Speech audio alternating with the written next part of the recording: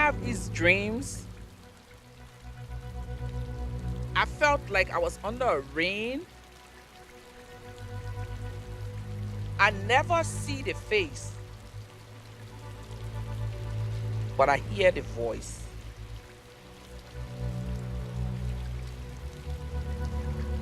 Wake up and gather the women of the churches to pray for peace.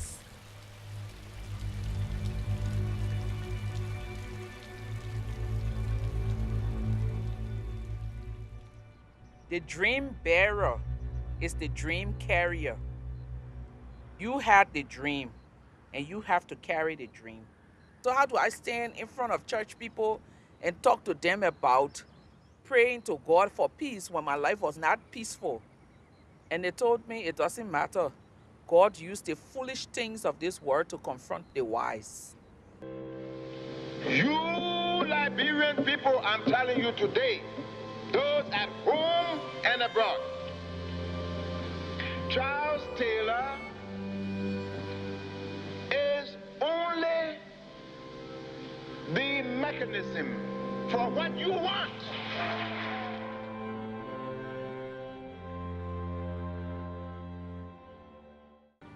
July of 1990. And one after the other, we hear bad news about family and friends that their entire family got wiped out. That was the week that the soldiers came to the church compound where we stay, held us hostage for a moment, and let us go. That night, they would go to the church and kill over 200 people. Amen. The first group of women that came were women from my church, and I told them the dream. And we spent the day praying. The day we decided to do a mass action where we would demonstrate for peace, we start with 7 women around the table and $10 US there, and then decided to take our protest to him.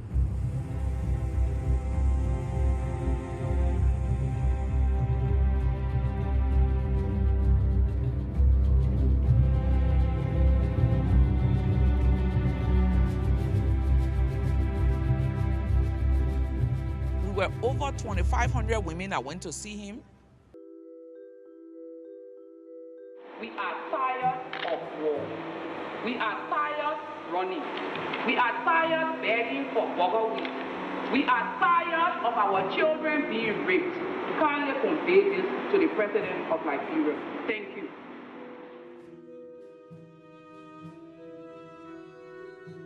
The only language they know is violence. You come at them with non-violence and they don't know how to function. So Taylor was waiting for a group of women to come and insult him, and then automatically he would call his guards. But for us to come and speak truth to power without using one negative word at him, it was too difficult to handle. We are their conscience. Sitting out here, we are calling to their conscience to do the right thing. And the right thing now is to give the Liberian women and their children the peace that they so desperately need.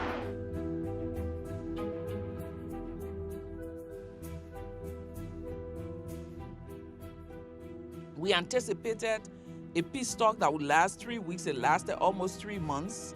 It was a difficult period in the history, not just of Liberia, but for the women, because we ran out of money. It got to a place where the war had increased, intensified. I told them, sit here and loop arms. Then I did my hostage note, so I had it all planned up in my head and sent it into the room and said no one will come outside until they give us the peace that we needed. The security people came and said they were arresting me. I told them I would make arresting me very easy because I was stripped naked for them to take me to prison. As soon as I started, they all ran away and left me. When someone stands up where you're so desperate for peace and you're so hurt and upset at the state of a nation, where you decide to take your last shred of pride and give it away, that is the ultimate. So it wasn't threatening for peace. It was saying to a society that had taken away all of my belief in social justice, all of my belief in that men will protect women, all of my belief in that religious groups can live together peacefully. I was finally telling them, you've taken all of this from me. I'm giving you the last bit of my pride. 3 weeks later, we got a peace agreement. We haven't gone back to war in 10 years. And what happened to Charles Taylor? He went to The Hague, and he's there for 50 years.